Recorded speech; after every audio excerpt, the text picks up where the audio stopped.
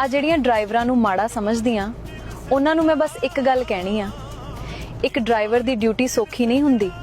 ਉਹਨੇ ਆਪਣੇ ਘਰ ਵਾਲਿਆਂ ਨੂੰ ਵੀ ਨਹੀਂ ਦੱਸਿਆ ਹੋਣਾ ਕਿ ਕਿੰਨੀ ਵਾਰ ਤਾਂ ਉਹ ਮਰਦਾ ਹੀ ਬਚਿਆ ਹੋਣਾ। ਇਸ ਲਈ ਅਗਰ ਕੋਈ ਵੀ ਡਰਾਈਵਰ ਆਪਣੇ ਕੰਮ 'ਚੋਂ ਤੁਹਾਡੇ ਲਈ ਟਾਈਮ ਕੱਢ ਰਿਹਾ ਹੈ ਤਾਂ ਉਸ ਦੀ ਇੱਜ਼ਤ ਕਰਿਆ ਕਰੋ।